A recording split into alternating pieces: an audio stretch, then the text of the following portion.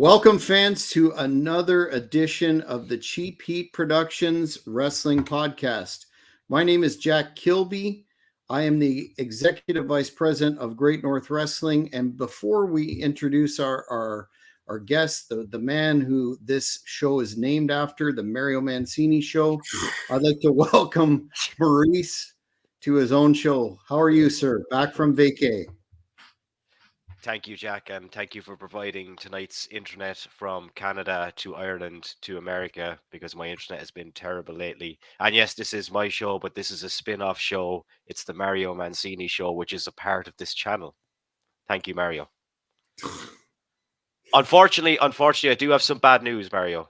You have been knocked off the #1 podcast slot on this channel by a porn star. Well, I can't compete with a porn star. I don't want to compete with a porn star. She deserves that. I still have to. Spot. Yeah, I still have to get your. Who's the porn star that you wanted to get on the show? Nina Hartley. Nina Hartley. Okay. Yeah. We'll try to get her on the Mario Mancini show. That would be fantastic. So it's my understanding that a lot of people got thrown into the dumpster today, Jack. Yes, sir. Still happening.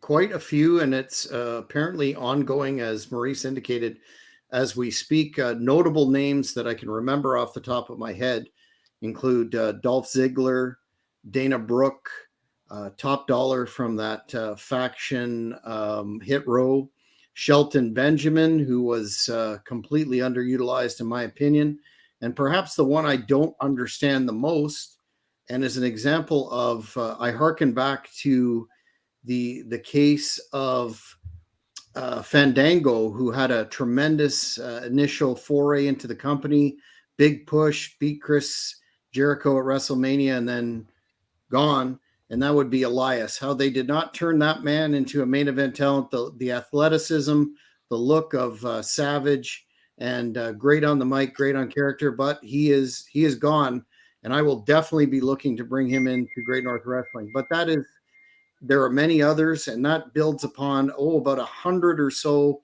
office staff that were released from several divisions on Friday.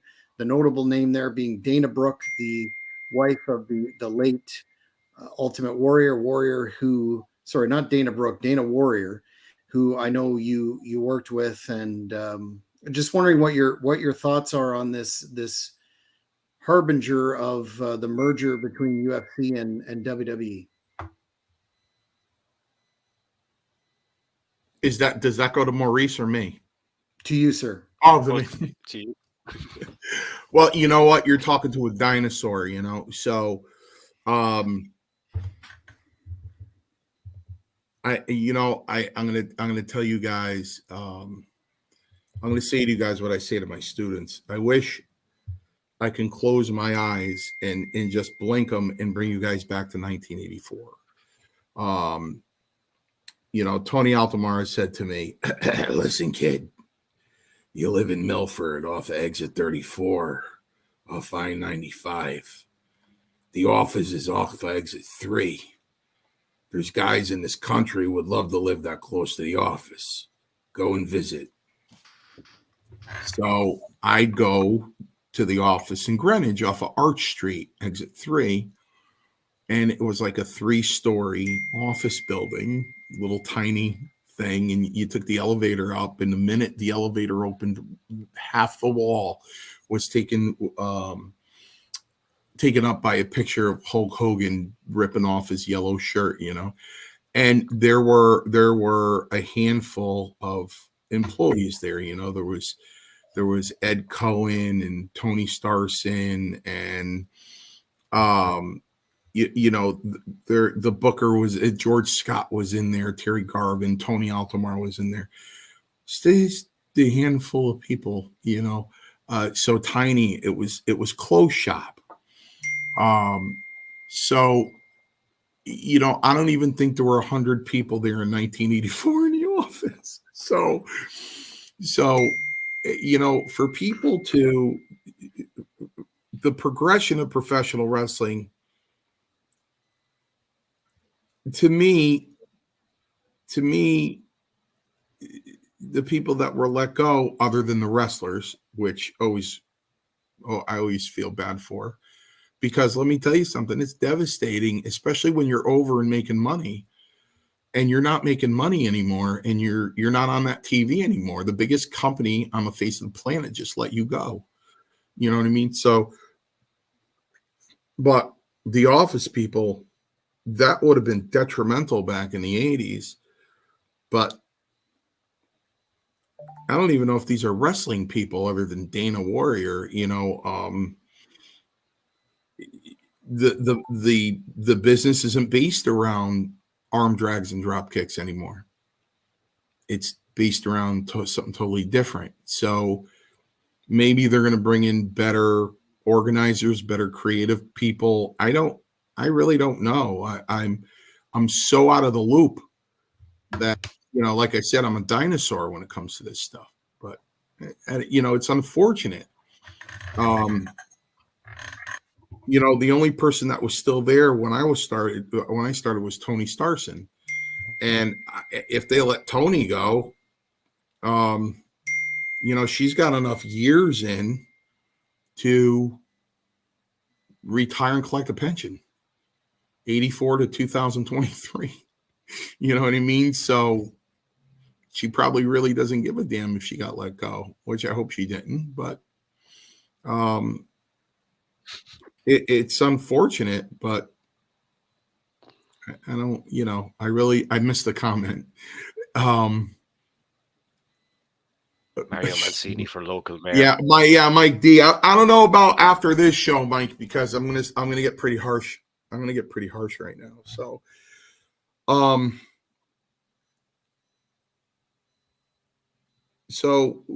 the thing about this whole thing is nobody really knows how much Vince has to do with this stuff anymore. He's given up a portion of control of his company. And I say this all the time, especially with the trouble he got in and the scandals and everything. It was close shop. It was his ball. It was his baby. You know what I mean? The reason why he got in trouble like this is because he turned around and said, let's go public. Let's get on the stock market. When you have and the shareholders the answer to, you got a different life. Before it was just a family-owned business, right? So, but anyway, I'm always talking about back then, and maybe I don't have a lot of views because people are tired of me talking about, back in 86 and back in 88 and the Iron Sheik and all these other guys. And I'm not going to talk about that today. All I'm talking about is pretty present in today's wrestling world.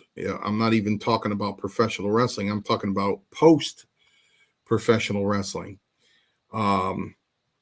So, I'll get to the scumbag thief, shyster Scott Wilder later. That thieving son of a bitch likes to trick everybody. I'll get to him later. Meanwhile, Scott Wilder is probably one of the nicest guys I ever met, one of the most honest people I ever met in my life. A man that every step he takes, one foot in front of the other, is nothing but good intention. And there's a saying in life that bad things happen to good people. So we have a lot of guys out there, right? I'm going to tell you my philosophy. I hope you get 50,000 views and people can give me their opinions, whether they agree with me or not. I really, really do. Jack, I value your opinion. Maurice, the same with you. Okay. No names, because I have an awful lot of friends out there. I got a lot of friends out there. From Tony Atlas to Ted DiBiase to Tito Santana to the Honky Tonk Man to Jimmy Hart. I got a lot of friends out there. So we're going to use placebo wrestlers. I have a philosophy. on these wrestling conventions that it should be a split. I think that is the only honest way to run a wrestling convention. So Maurice, guys running a big wrestling convention in Ireland, you want to bring in an above mid-card guy from the 90s, real decent name.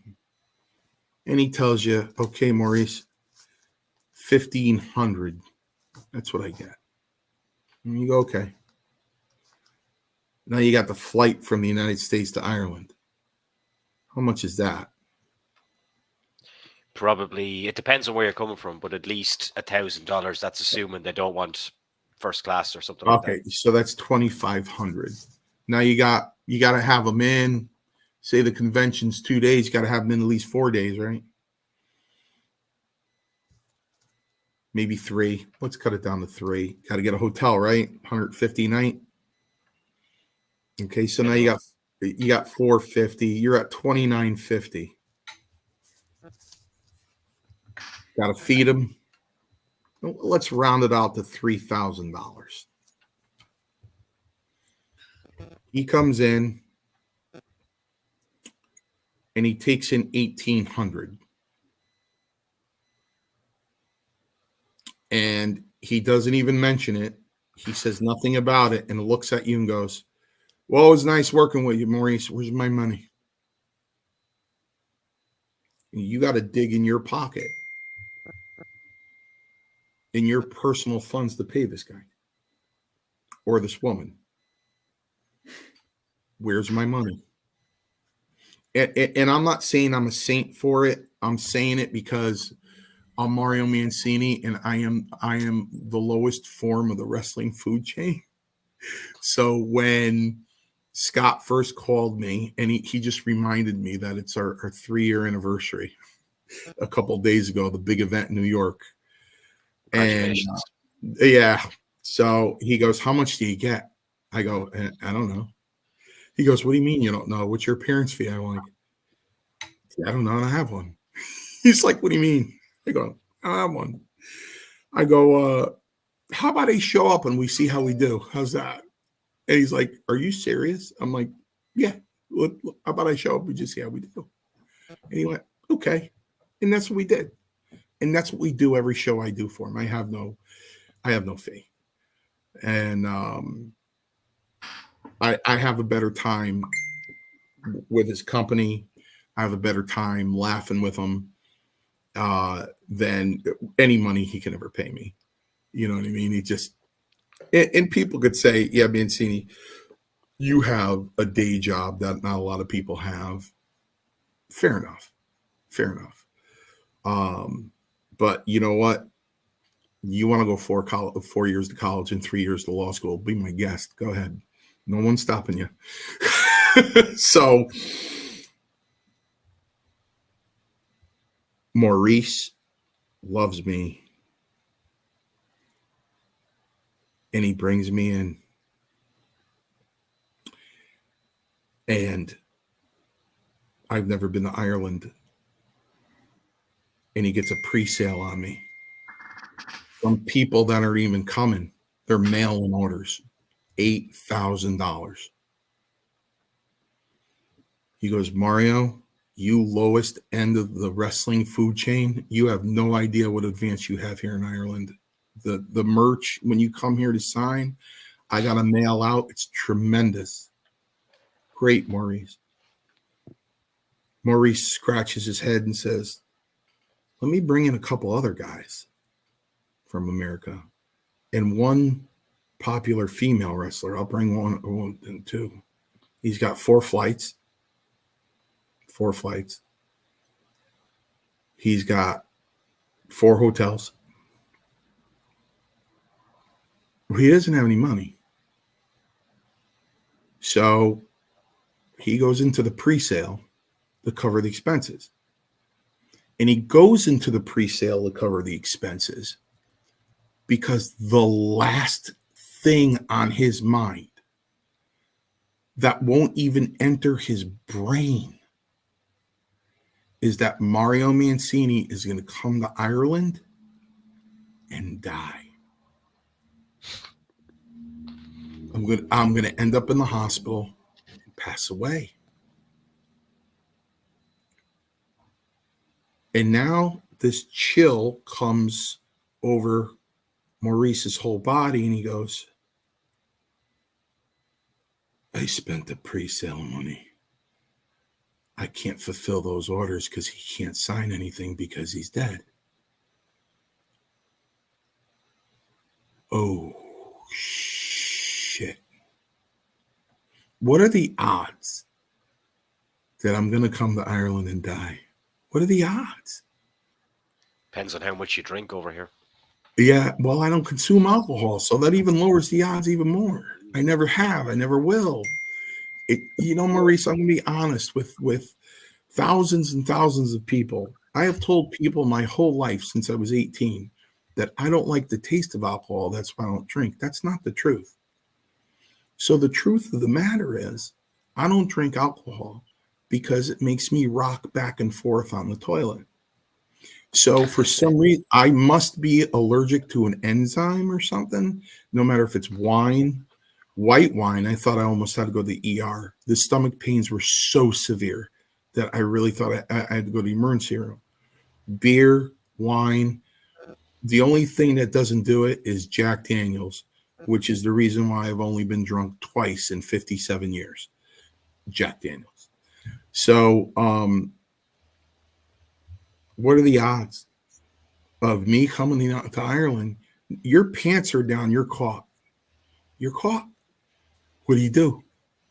What are you going to do? You don't have the money. Now, the people that are watching this show and the people that are going to watch it and make a comment and say, hey, Mario, if you're in that business, then you should have money behind you before the show. You're right. You know what? You're probably right. But Maurice didn't. He counted on that money. He's got 2 kids. He's got a job and he's tried to make extra money. And he used that money. He didn't have the money behind him. He actually used the pre-sale money. So now what? So now you're taking a little bit of your paycheck every week and you're refunding people money slowly, but it's not fast enough for them. So you become a crook. You become a thief. You become a liar. On top of being called that, you had to get my daughters on FaceTime from Ireland and have them say goodbye to me while I died in Ireland. Because that's what Scott Wilder had to do. He had to get Butch's family on FaceTime and hold it to his face on the bed while they said, I love you, and he passed away. Pretty traumatic experience. Hey, listen, the people who bought the pre-sales, they're probably going to say, I don't want to hear it. I want my money. Okay, I get it. No, I understand.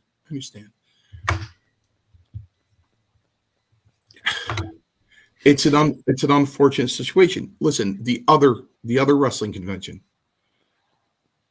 Scott had a $35,000 payroll, but he was also asked to be the lead runner of that convention and have the most talent and have the biggest names. And then shortly before that convention, one enormous name was mentioned. So even that argument was made that, hey, Mario, he should have the 35,000 in the hole. Okay, I get it. What if he did? Does that mean he should go there and lose 25,000 of it because he's got it? That he should risk that kind of money? Because, listen, it happened to me at the big event. It happened to everybody. Listen, Eddie was sitting right across my table.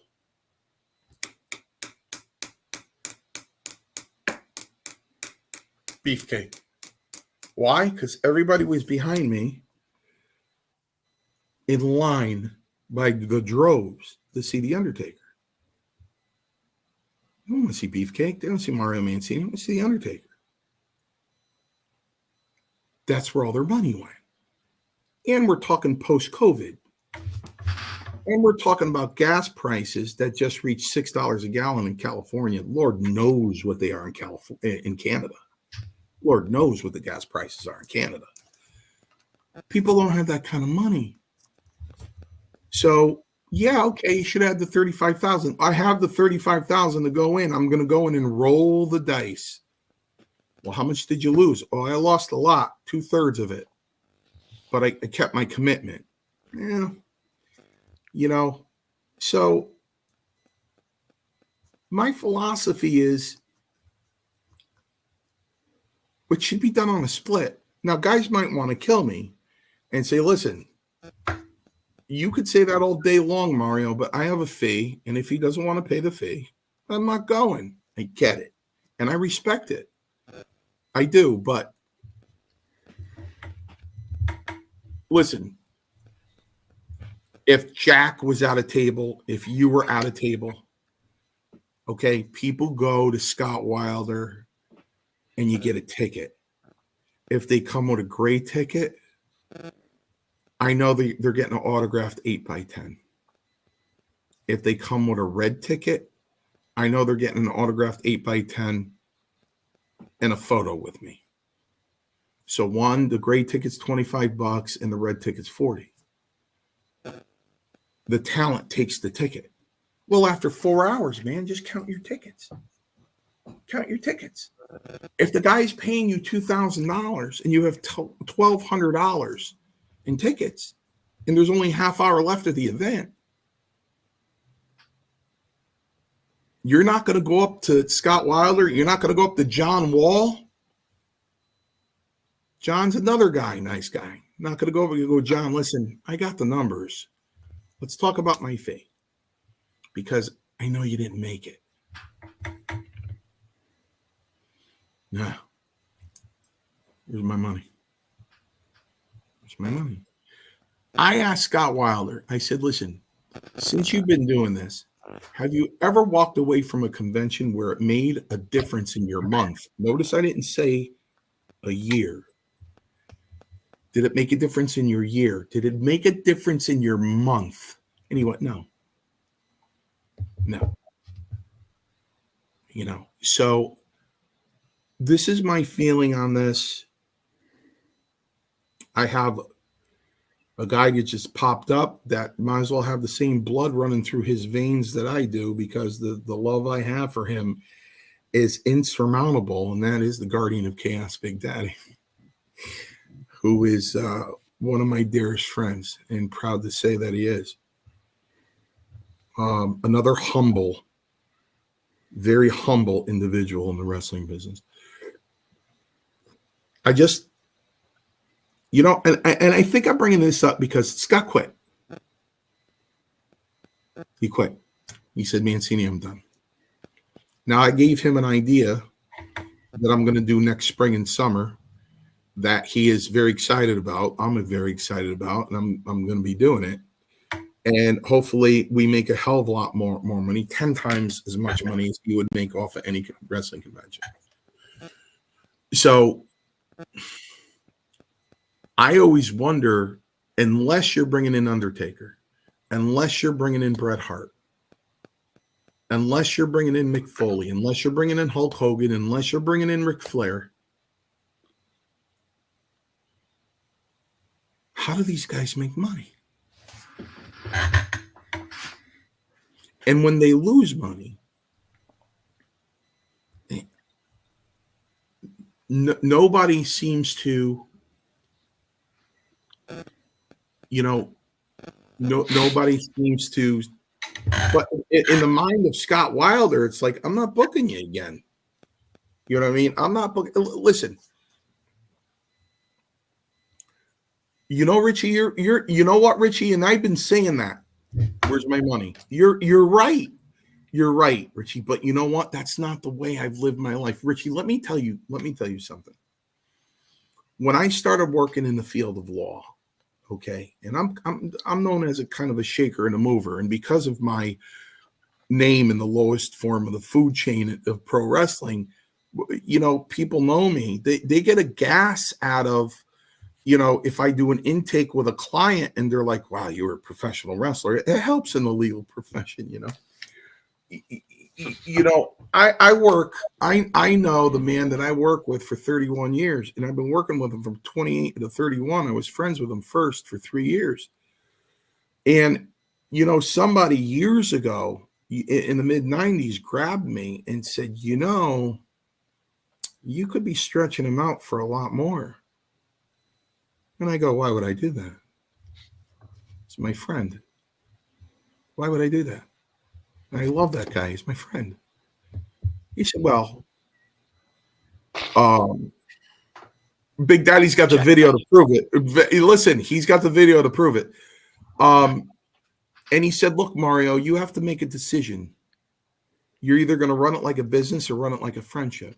And I decided to run it like a friendship. And I guess you're right, Richie, because I've decided to run my appearances, and I made it exclusive to Scott Wilder to run it like a friendship. But I'm going to tell you this. He's got a lot of friends, and another wrestler, which I won't mention his name. And he put his arm around Scott, and he goes, I like you, Scott. He goes, well, I got a lot of guys that like me. He goes, are they your friends? He goes, I like to think they are. He goes, try not paying them and see what kind of friends they are. I'll even say on the air right here, I'll be honest with you. There was a particular convention where I did decent, and I knew the other people, they didn't hit their number, they didn't hit their appearance fee. And I looked at Scott and I said, listen, whatever I brought in, put it toward that, because I know you're short. Put it toward that. And you know what? We went out to eat and we laughed our ass off till we cried. And I don't know if that means a lot to people, but it means a lot to me. So Richie, you're right. It is business, and it's the people are going to approach it as business. But that's not the way I approach it. But even though you approach it as business, don't you think there should be a level of fairness? Don't you think there should be a level of fairness, Richie? I mean, if we brought you in and your appearance fee was $1,000 and you counted your tickets and you brought in $650, you're comfortable with going up to a promoter and go, where's my money? Don't you have a sense of responsibility? Wouldn't somebody, and Jack and Maurice, I want you guys to say, Mario, we listen to everything you said. You're dead wrong. And I want to hear it. I'll listen. Far be it from me. Isn't there a conscience? Isn't there like, wow, I didn't hit the number. I'm charging this guy. You know what I mean? And at that, listen to this conundrum. If Richie's getting paid $1,000 and he only brought in $650, even if the promoter hands him $650, that means he made nothing. That means the promoter made nothing. He broke even. He just basically wasted his time. You know what I mean? So, I wanted to bring a perspective to see what people would think about this and the comments they would make. And I don't want to hear, well, Mario's just a nice guy. Not everybody's like Mario. He made friends with the guy. I got news for you. Scott doesn't book anybody he's not friends with. So if you look at the history of the guys that he's booked, he's friends with all of them. He's got a very friendly relationship with all of them. The one guy I will mention because it's funny, and he's always hit his mark. He's always hit his mark, so I'm safe by saying it. Plus, it's only to be nothing but good because this guy can beat my ass hard because he's a tough son of a bitch. But Scott and I we always joke about Danny Davis, right? Like when Scott goes to pick up Danny Davis, as Danny comes out of his front door down the sidewalk, if Scott has his window open, he goes, "Where's my money?" You know, Danny wants to sit in the car, close the door, and Scott go, "Here's your envelope." You know, that's business to Danny. That's good business. The minute his ass hits the seat, "Here's your money. Thank you. Now let's have a good time." That's the way Danny thinks. Only he's done it so much and he's complained about it so much that it's become funny. But Danny loves Scott, and Danny knows he's going to get his money, and Danny hits his mark. You know what I mean? He's worth booking. He's always worth booking, because he's a double threat. He's got that referee thing going, and then he's got WrestleMania 3 going. So everybody always loves to see the evil referee. He always hits his number. He's a very popular guy. But you know, I enjoy listening to him, because there's aside from Jose Luis Rivera making me bust a gut, nobody makes me laugh harder than Danny Davis. I booked Danny Davis one time, and he came through the door, and I said, "Danny, come around the corner with me." I said, "Come around the corner with me right now." And I went in my pocket, and I started paying him, you know, and he started laughing. But I'm going to say it. I'm going to say it here. I hope he doesn't get mad. He stopped me from counting out. Danny Davis stopped me from counting out, and he said, "That's enough." I said, "No, but I want to give you." He goes, "That's fine." I go, "Danny, just let me." "That's enough, Mario. It's enough. You're my brother. It's enough. There's a guy for you. There's a guy for you. Okay? There's an exception."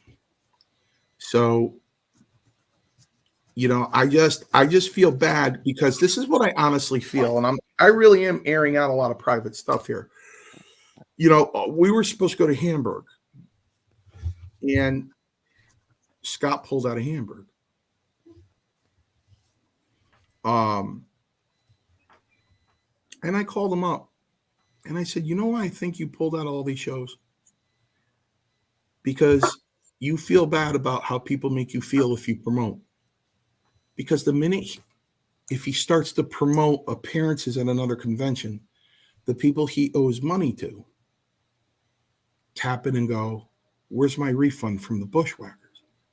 How can you be doing another convention without giving me my refund?'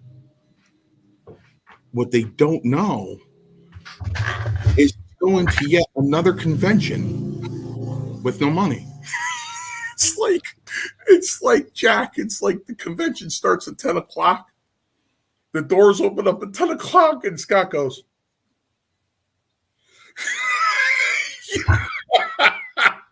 you know, I'm just telling the truth in case people think this guy's pockets, he's walking around with his pockets full, and he's slowly making the refund. So I think he just got sick of feeling bad. People making him feel like a person that he's not, because he's not that person. He got stuck in a bad situation. He got caught up because, again, who would have thought in a million years the guy was going to die? You know what I mean? So I think that's why really he pulled out of so many conventions, because he can't promote them. Because the minute he promotes something, people jump all over him and go, "How can you go to another convention when you owe us refunds?" But what they don't know is he's going yet to it.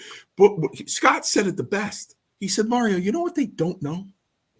I'm not going there with any money. I'm going there in hopes to making a good score so I can give them their money back. That's why I'm doing another convention, to see if I can make money to give them their refunds." There's the legend himself, Brian Costello. You know, Brian posts He's doing part 2. So many things on Facebook of who he worked with, and I'm like, damn, I never worked with him. And a lot of women. Damn, well, Brian's the king of, I'll call it Babelicious. How's that? Brian is the king of Babelicious. Listen, I'm going to defend him like I defend myself. Listen, I'm a 57-year-old single man. I have an orange tabby. I have a cat. Okay? If I had a wife and I was posting that stuff, then I'd be a scumbag. So you know what? I don't know if Brian's got a cat or a dog, but it's just Brian. So you know what? Let the guy post whatever he wants to post. Keep them You going, know? Brian. Yeah, let him post whatever he wants to post. So this is what I wanted to get off my chest tonight. It's been bothering me for a little bit. I want to know people's input. I mean, wouldn't it be nice? But you know, listen, I'm not saying that Roma or even myself could make a call to Brett and Brett would give us a discount and he would come in because, you know, 40 years, 39 years means a lot, right? Right? That was the debut match for the Hurt Foundation with SD Jones, right? And I'm sure he would. That's a guy to take a gamble on. That's a guy where you're going to make your money. You're going to make a ton of money, but you got to put out. And you know, and it's 5 digits. You gotta put that out. You know what I mean? And regardless of how much Mark Henry hates me, you know what I mean? How who's got 250 grand to put out to the Undertaker? You know what I mean? Let's either we're gonna close on that house that you love, or I need to hire the Undertaker for a convention. It's a house. Yeah, not these days, unfortunately. It's half a house with the prices. But you know, it's what do you do? What do you do? You know what I mean? So I feel bad about the whole thing. You know, if it sounds like I'm biased, I tried not to be. I was just honest about a person that I know very well. I'm not biased because I admitted to Richie that he's right. It is business. It's just business. Yeah, it's just business. But like I said, you got to take. There's business and then there's reality. So go ahead, take the floor. I'm in the events promotion, and I don't have to put a lot of money behind things. So like I'm in an advantage that way. But sometimes I'm getting paid by the venues, and then other times I'm renting the venues to do a show.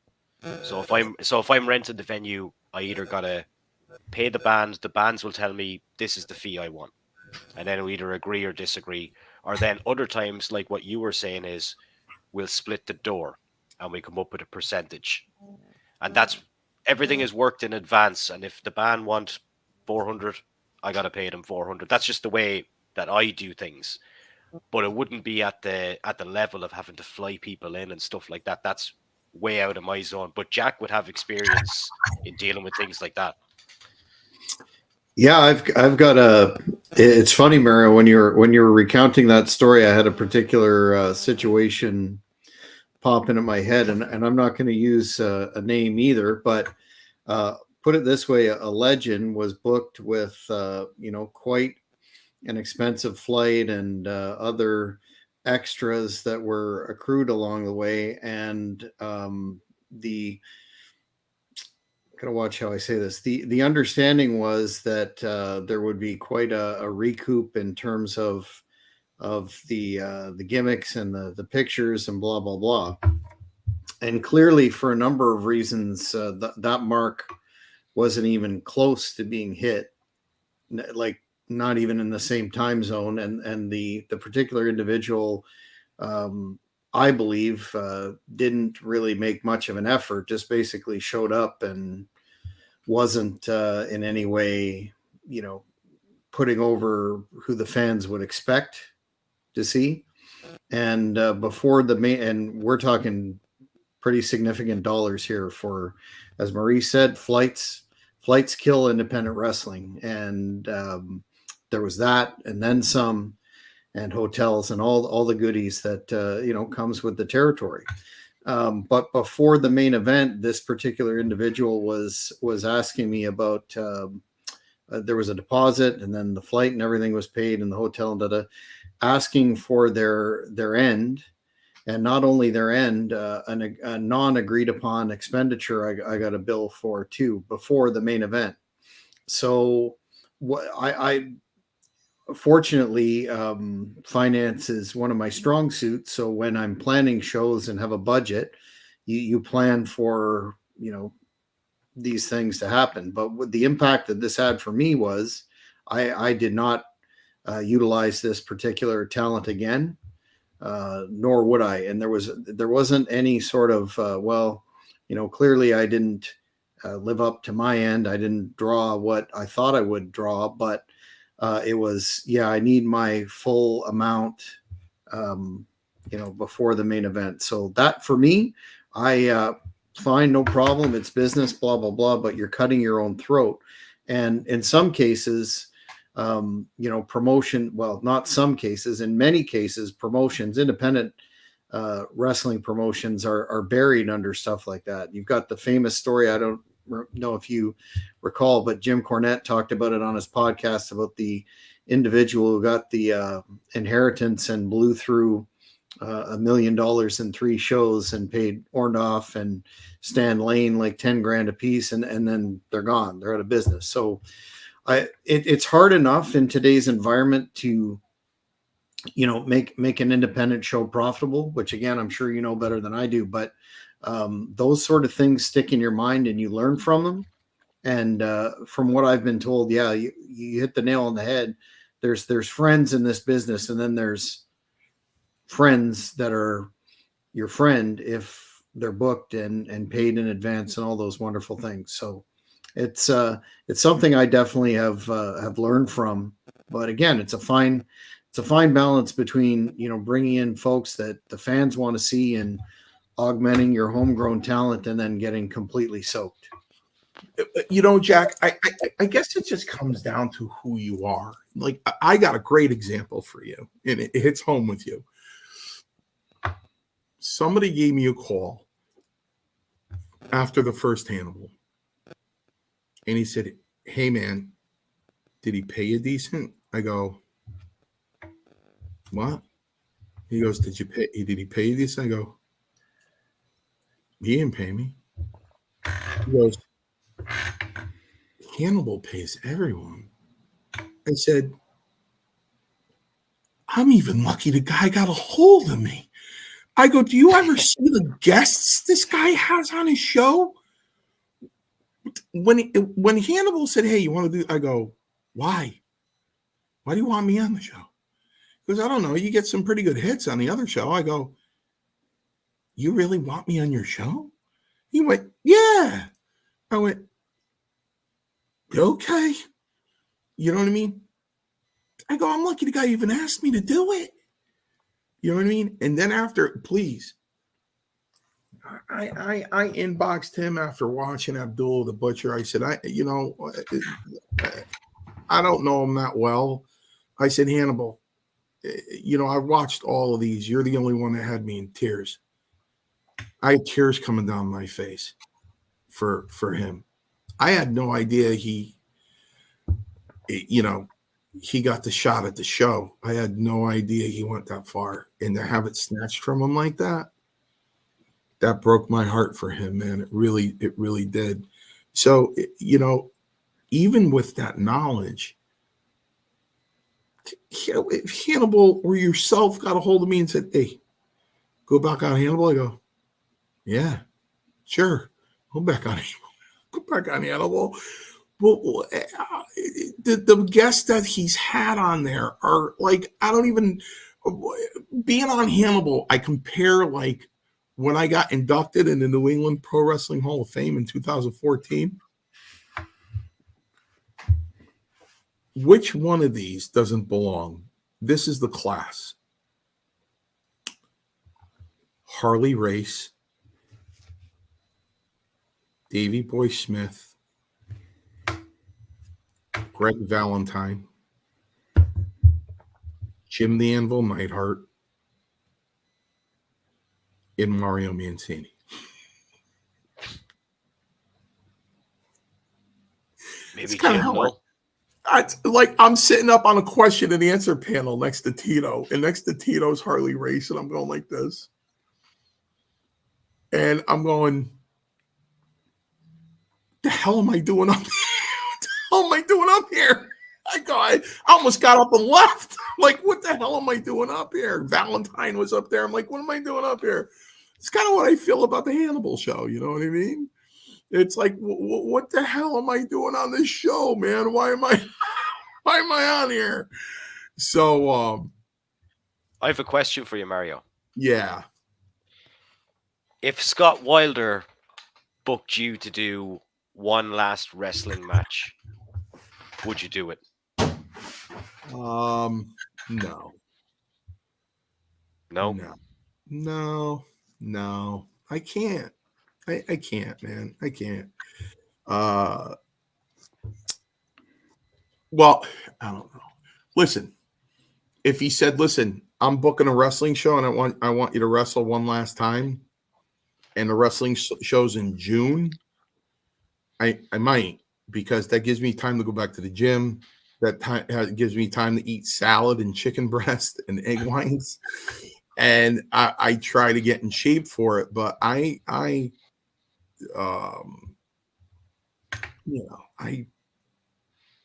can't. Listen, I got into the ring a couple of weeks ago with the students. I went to get out of the ring. I thought I was going to fall on the floor. I can't move like that anymore. I'm 57 years old. I can't move like that anymore. I can't. What if it involved a trip to Canada?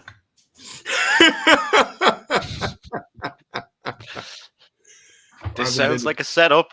I haven't been to Canada in a very, very long time.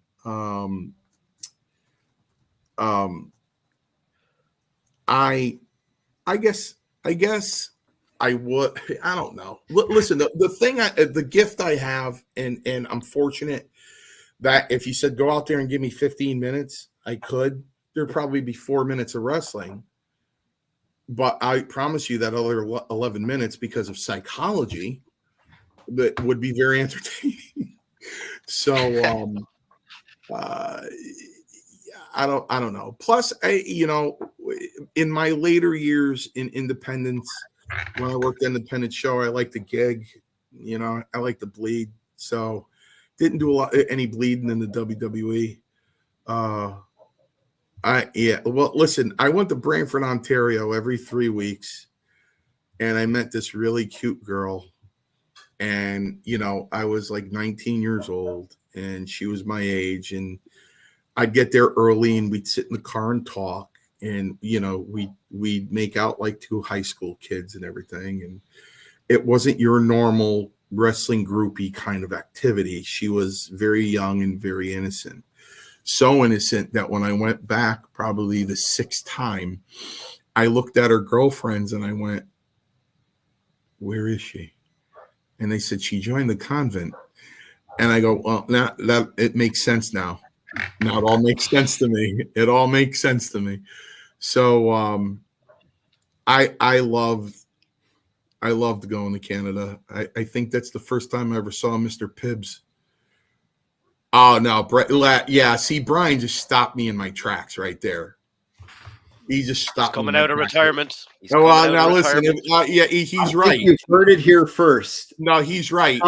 Great North Wrestling. He's right. If he asked me to do a clash, I would do it. He's right. You're right. I couldn't say no to him. I'd probably want to do a 6-man tag team, but I haven't been to Canada in years. That would be that'd be very interesting. And the good thing about me is I wouldn't mind putting somebody over. I put everybody else over. Why not? That's what I'm known for. So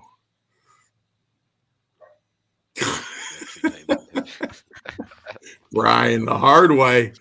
The hard way is rough. So, look at this one here, folks. Costello versus Mancini in GNW. I smell money there.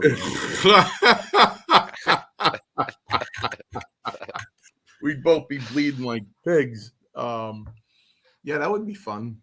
Mr. Costello could join my heel faction, the Big Money Players. I see the juices are flowing here. We'll have to talk.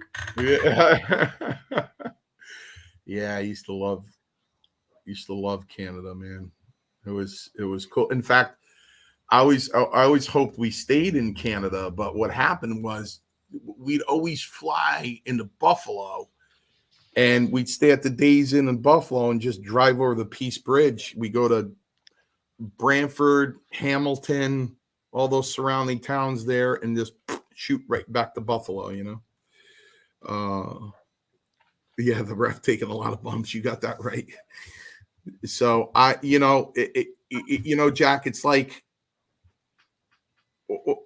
and I want to know why, Jack. I want to know why in this person's mind. And it sounds like you're a really smart guy. That's evident and obvious. And it sounds like you have a pretty successful organization. Why wouldn't this individual say, Jack, I got to talk to you because I know we have to renegotiate because I don't want to take it broke. Doesn't he realize you would have booked him 5 more times? He assumed it was a given, but the other phenomenon is, back in the day when you started and Brian started, etc. Not anybody could just decide, hey, I'm going to be a wrestling promoter. So the mark promoter phenomenon is very much alive and well, and they think that some people are going to be worked and see sunshine and rainbows where there were dark clouds, and just keep on keeping on. But I have a business background, and I understand bottom lines, and that wasn't going to happen again. I can't really explain the motivation, but it was taken as a given that they would be returning, and it didn't happen. I you know what, that I'll apply it to another. I'll apply it to another business. In a personal injury practice, obviously these people go to doctors because they're injured. And sometimes at the end of the case, some things have to be negotiated. You get one of these doctors that go, I'm not negotiating my bill. And I said flat out, I said, you understand, if you demand 100% of your bill, you're going to get it, but that's all you're going to get. So if you worked with us and I get 5 more accidents in your area, you're going to get those because you worked with us. But if you demand this payment in full, that's all you're going to get. It's kind of cutting your nose, isn't it? I want my money. Okay. No problem. No problem. You know what I mean? So I don't, maybe it's just my makeup. You know what I mean? I would feel bad, but you know what? SD Jones did the same thing. I had a friend from high school that came to see me, and oh my God, Ed Cohen called me screaming because she needed a kidney transplant. She had gotten a New Haven Coliseum for a wrestling show, and she wanted me to book it because I went to high school with her. And I went, okay. And it got back to the office. And Ed Cohen called me and said, are you crazy? Mario, you're still with us. I go, yeah. He goes, Vince is going nuts. Are you crazy? You're pissed off Vince. You got to pull out of the Coliseum. You got to pull out. I panicked. So I called her up and I said, listen. That's too big of a venue. We're going to have to go somewhere else. She goes, well, what's your idea? I go, I think it should be an outdoor venue. So, you know what I mean? You can still get a lot of people and blah, blah, blah. So I called up SD. SD wasn't with the office anymore. And SD gathered up a lot of guys and came and it poured. And I had all the envelopes ready to go. SD said, no. I said, listen, you were booked. You made the shot. You deserve to get paid. He goes, no. I went to all his guys. All his guys went, give her the money. It's a charity show. Hey, if we worked and there was a big crowd, yeah, but nobody. It's a monsoon outside. It was pouring. Nobody took the money. No, so I'm not the only one. You know what I mean? I'm not the only one. It goes like down to this, Jack, what I always talk to Scott Wilder about, and Roma and I always talk about and laugh. Go in, check into the hotel, and the desk person goes, "Oh, by the way, there's a continental breakfast in the morning." And I go, "What did you just say?" "There's a continental breakfast in the morning." I go, "I'm so sorry." So Roma and I always went out to have breakfast because Roma needed his egg whites. We never ate a continental breakfast. But, at about 5:30, 6 o'clock in the dressing room, you'd see the boys go in their bag. They got muffins. They got Danish. They got stuffed their bag, man. They got the little boxes of cereal. They stuffed their bag, man. They stuffed their bag. And that's just the wrestling business, man. That's just the wrestling business. And it's, where's my money? My favorite episode on Family Guy, when Stewie made the bet with Brian, the Mike Tyson fight against Carol Channing. That's my favorite episode. "You got my money?"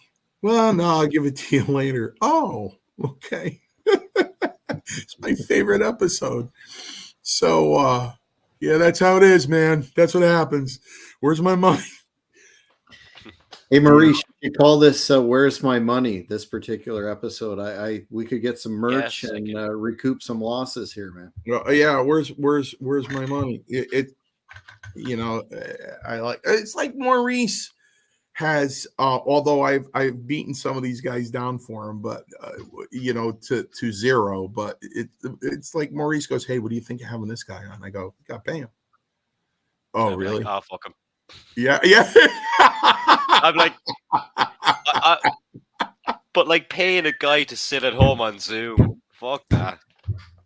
If I'm booking him for a show, it's different. Jack, you agree with me? Well, I would. It's a double-edged sword, right? I think some reasonable compensation sometimes is Yeah. called for, but I think reasonable being the operative term there. But before we get into any more shenanigans here, any offbeat shenanigans, to quote Lance Storm, we're coming towards the end of the hour. So before I throw to Bossman Maurice Mario, do you have any final thoughts for everyone this evening? Yeah, no, I just, what, that's what I'm not even going to say feel. That's what I think about the whole situation. I want everybody to feel free to either, just comment about what I said, or say, "You know what, Mario, you're a bad businessman." And I'll say, you're right, I am, because you know what, when people walk up to my box, I want them to say that he was a good friend, not a good businessman. So, I'm not a good businessman. I admit that I'm not. And I own Paradise Alley Pro Wrestling, and I do my best. That's why I let Roma book, and Roma makes up the paydays. Because if I pay somebody, $60 to work an independent show, and he went, "I was hoping to get 75," I'd be like, "Oh, here's another 15." So I let Roma take care of that stuff.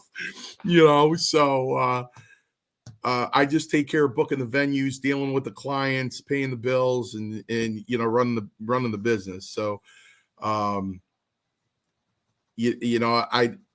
guess it comes down to I'd rather be a friend than a businessman. So in this business, you know what I mean? What if I turned around and went to conventions and listen, I love Eddie. I love Beefcake. I do. He's an asshole. Eddie's an asshole. He really is. But he's my asshole. He's the asshole that makes me laugh. You know what I mean? Because you look at him and he's got that shit-eating grin on his face. You just got to look at him and shake your head. It's kind of, you know what I mean? It's kind of like that. You know what I mean? So these are, I'd rather be friends than look at Eddie and go, that knee you gave me in '84, it hit me right in the forehead, and I won't forget it. I love David Schultz. If anything ever happened to David Schultz, I'd be devastated. I love David Schultz. He's my brother. He's my brother. He broke my nose in 2 places on August 9th, 1984. I could easily, well, if I was a different person, I can say, hey, this guy broke my nose. I don't want nothing to do with this guy. He did me a favor. Right? He gave me an early hazing. You know what I mean? So, and I got to prove that I came right back at 18 years old after getting my I didn't unlace my boots and go, I'm not going back there. You know, I even pulled the packing out of my nose myself. I didn't wait for the doctor because Chief wouldn't let me work. So I pulled it all out and went back to him. He said, kid, you're nuts. I go, put me on the board. So, you know, this is how I feel. These are, I looked at Valentine and I said, why couldn't we be friends like this back then? Why couldn't we be this close, Greg? And Mario, things were different back then. You know, it was just different. You know, these are guys that I did jobs for that either treated me right or wrong. Whether they did or not, I love them all. That's my point. So, like I said, at my wake, when I'm laying there stiff with my hands crossed, I'd rather them say he was a good friend, he was a good guy, rather, oh, he's a staunch businessman. Fuck, like Maurice says, fuck that. What I think you've encapsulated there are old school values indeed. Maurice, before you close out tonight, where's my money? Actually, I'm just going to check the YouTube revenue now, just while we're online. Oh no! Just hold on now. Let me see what we made this month. As a shoot, or we're going to work it a little bit here? Oh no, we'll let the audience know what we made this month. Let's see. But don't send in super chats anyway, because YouTube take 52% of them. So we have made a grand total in September so far of €18.96. I don't know if you can see it. What does that translate to in Canadian? Quick. I would imagine probably the same, like $18, I guess. My point exactly. Where's my money? guess. Well, yeah, I guess, Jack, it's better than that one time. 6, 12, 18. Yeah, that's that one time I tapped into Maurice and I said, I had like 10,000 views or something like that. I said, hey kid, I hope you're making some money. And he said, yeah, like maybe €3. I'm like, €3. Yeah. Well, we're only going up from here. I want to take this opportunity to thank Mario for coming on the Mario Mancini Show. This episode, Where's My Money? And of course, Maurice, the guru of the Cheap Heat Productions Podcast Network. And fans, we will like you to subscribe to the channel and comment on this video, and we'll definitely do another one. But until then, have a great evening or day wherever you are.